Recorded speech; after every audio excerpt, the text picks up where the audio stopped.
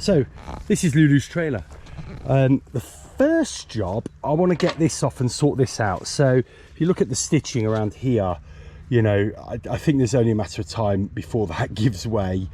Now I've got my new sewing machine. I think this will be one of the jobs I do. Bring it back up here, really get it stitched right. Also, this doesn't, you can see maybe there, it doesn't wind on properly. So we need to, maybe I can iron this. It's like seatbelt material. I think you can iron it and somehow get it straightened and flattened out so it winds up a little bit nicer.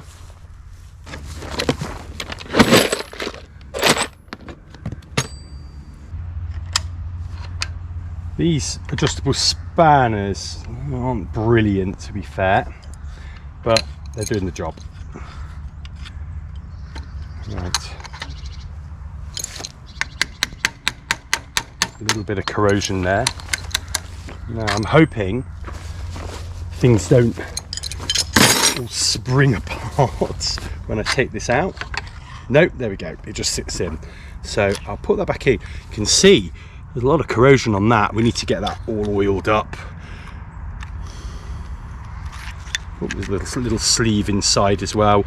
So we'll give this a good renovate when we get it home. You can see this is a trailer similar to mine. It's actually got webbing, so it's a much better material, but you can actually get an idea of how to sew that. So just use the running stitch, top and bottom, and then literally done one all the way up, zigzagged, and then come all the way back down. And there's a lot of material being stitched there. You can see how much rain we've had. I mean, I don't know when this was used the last time, this boat, but there's still a hell of a lot of water in there. The big Hunter Europa sailboat has gone. So today we've got loads of measuring to do. So we're going to start with this Spinnaker. So taking advantage of the fact there's no wind at the moment and it's nice and well dry is gonna get. You can see how good condition it's in. Not bad for 30 quid. So I'm just going to measure the foot and the leeches just to triple check what I've read online is right. And then we can start to work out things like how big the Spinnaker pole needs to be. I'd love to be able to use the Spinnaker pole as a jib stick as well, so you know, we'll see if we can do that. So let's get on and do that.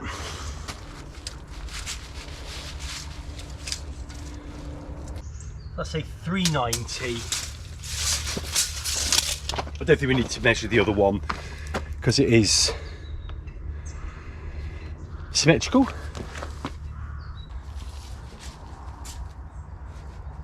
So well, that's saying let's make it, yeah, 415.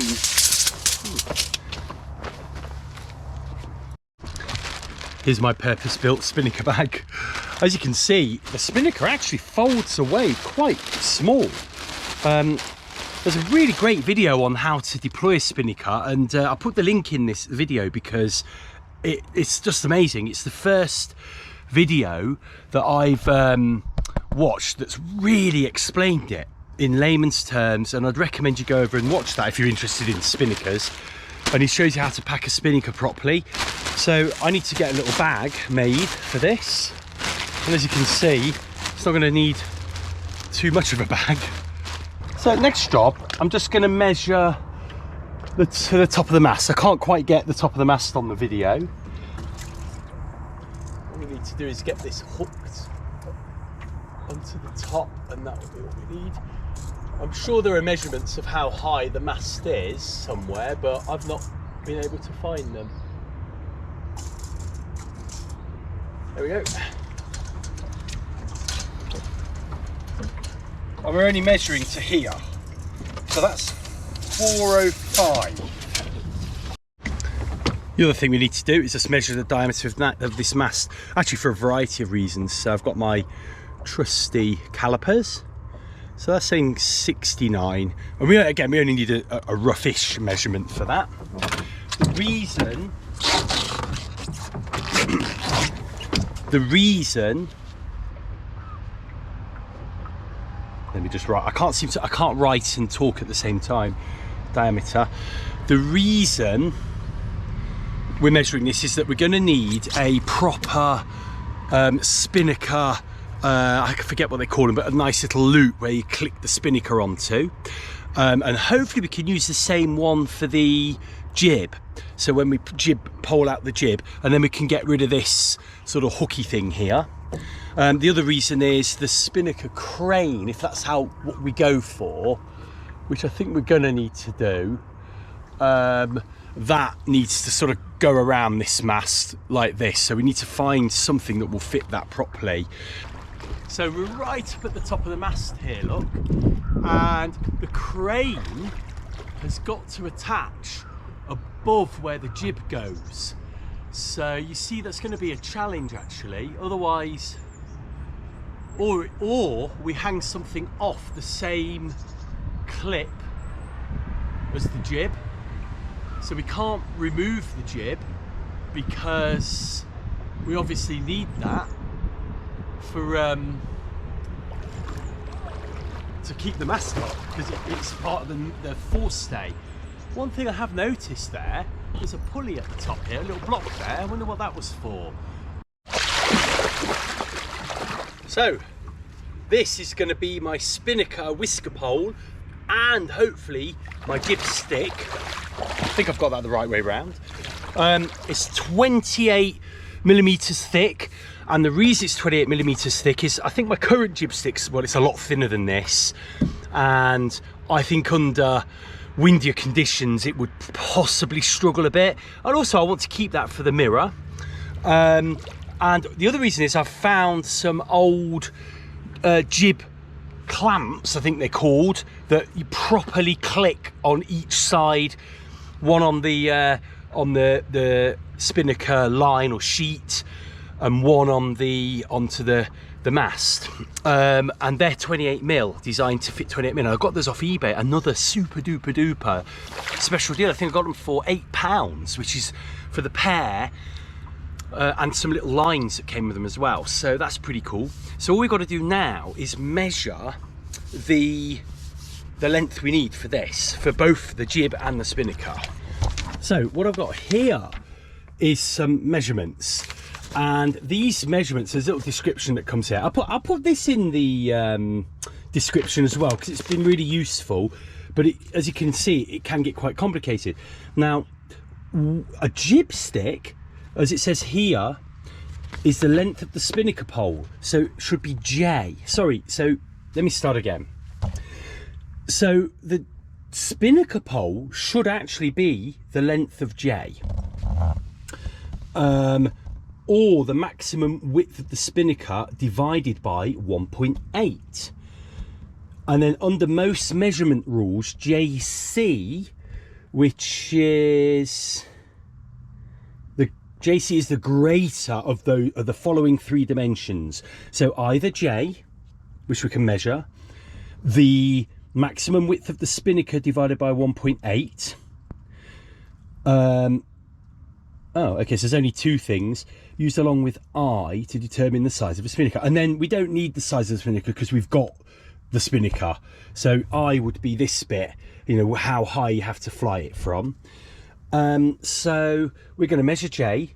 We already know the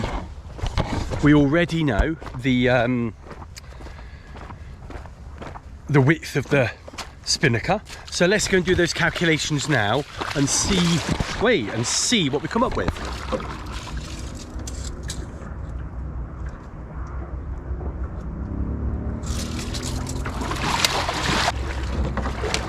Let's just put the tap with this sheet.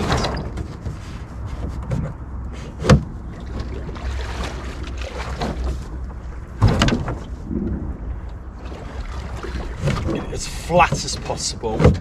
There we go.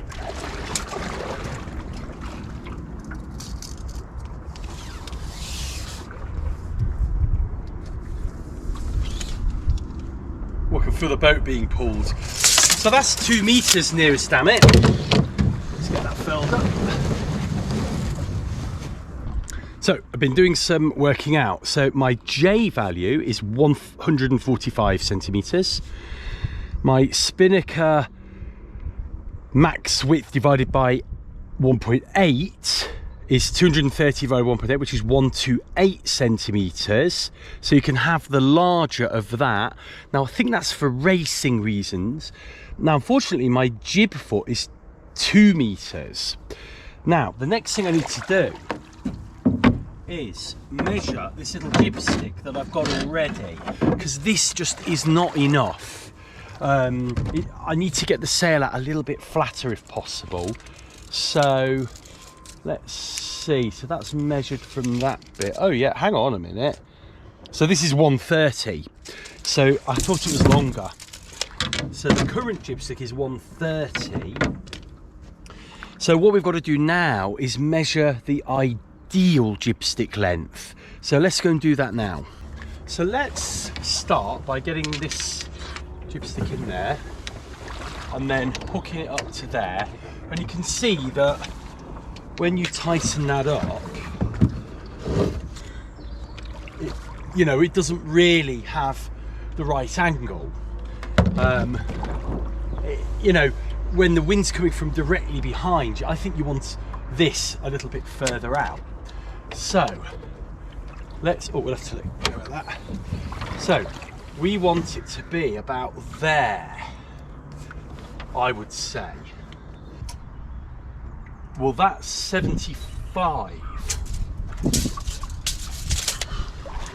So if you think about it, 75 plus the 130 jib stick I've already got is 2 meters. So actually having the whisker pole, let's just get this jib packed away. Having the whisker pole, the length of the foot of the jib seems about right. So good news is, yeah, this is all sort of working itself out. The bad news is I'm gonna have to buy another pole for my Spinnaker and have 2 poles for each job. So next job I want to do is just measure the thickness of the fibreglass so I can attach some snaps to it. So I think it's 4 mil if memory serves me right. Oh, 6 mil. That's interesting. I'm going to measure it in other places as well. Yeah, 6 mil. Just triple check. It looks much thinner here. Yeah, so there it's 3.5 mil. Weirdly, it's not actually. Actually, it's yeah, it's 4.5 there, 3.5 there, 6 here. So it's actually a bit wibbly wobbly. You may be able to see that. It's quite wibbly wobbly. Interesting. So it's between 6 and 4. And then I've got these shackles, and these are the size I think I need for the Spinnaker. And I'm just going to measure these because I think they are 70 or 69 long, and I think these will do for the top of the Spinnaker and the two sort of clues as such. And I think these will be bang on the right size, 316 steel. I do like these snap shackles, they're so easy to use. Bit of a rain cloud appeared. It's just gone 9:30. The great thing about coming early is you do loads of stuff on the boat and you've still got loads of time to sail. I keep thinking it's lunchtime, but it's not. Let's hope that cloud passes, although we are pretty much directly in its path. That's what camper vans are for. One thing I want to do is get this back plated. So I've got my back plate that I made. These screws need to come off. Moment of truth to make sure everything fits. Oh wow.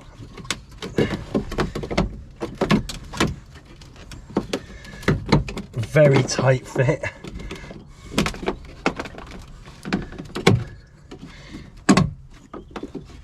But they are going on. It is going on. Let's there we go. Let's get the washers on, and then hopefully as we tighten it, it'll pull that fast, and just tighten it in. Use a screwdriver to hold that fast.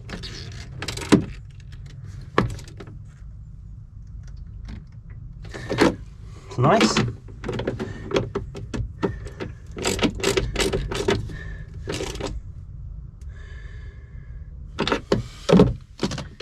Don't want to be too heavy-handed. I'm a little bit heavy-handed.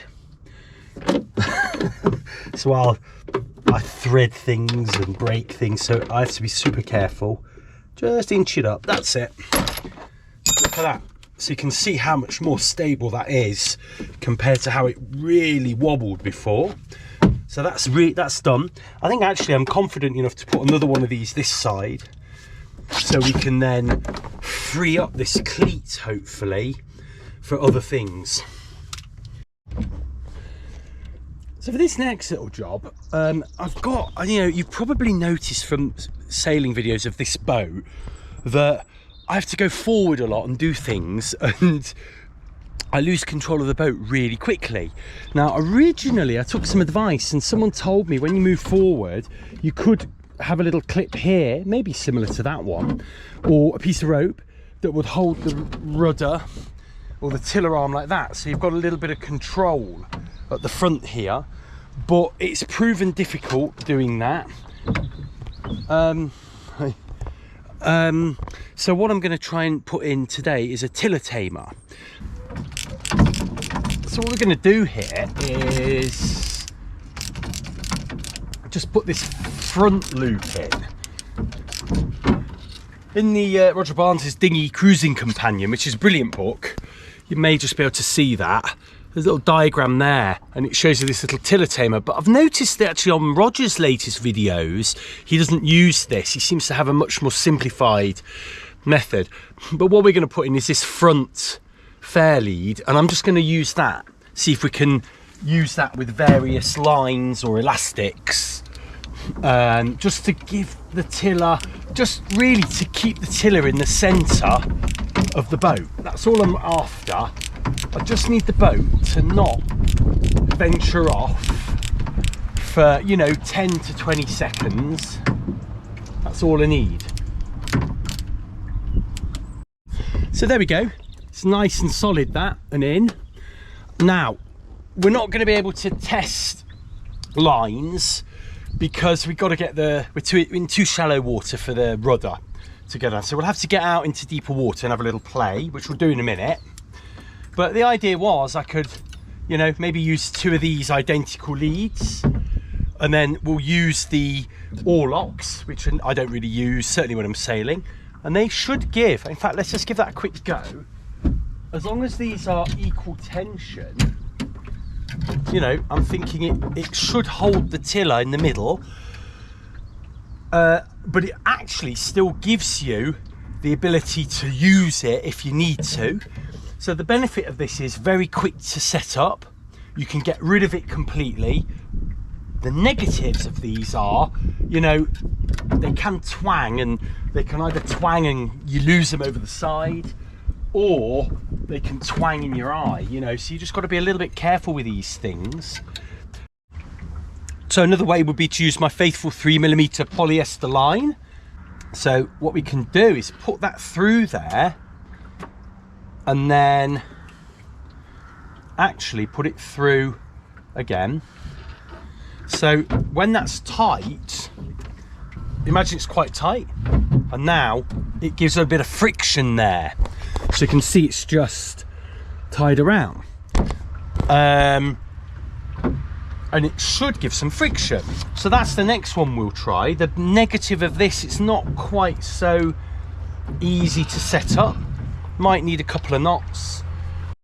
The other option is to just get some elastic and do the same as the string, but with elastic. I've got a long piece of black elastic that's similar to the elastic that, you know, secures the cover onto the boat. Yeah, so what you might be able to do is loose with the string, is by tightening and untightening it, you'll be able to change the tightness of it. If that doesn't work, what we'll do is we'll revert to the method in the book, where the line will come in here and go to the other line with a bit of elastic, and then you tie it off there, and then that way you can have a cleat on the side of the tiller here, like a cam cleat, like that kind of thing, and then you can tie it off and make it a bit stronger and weaker. The thing I don't like about that is the permanency of the line. So I like the boat to be free. I like to motor a bit, as you know, so you know, I like to have a nice clear foredeck. I think, you know, if you've got a boomless boat and then you clutter up your foredeck, it seems a bit pointless having a boomless boat, doesn't it, in a way? So there we go, that's the tiller. Well, at least we've got a few little options. Don't know if you remember, I tried to just wrap something around the tiller a few weeks ago, a couple of months ago actually, and it just didn't work. First of all, it was rubbing all the varnish off.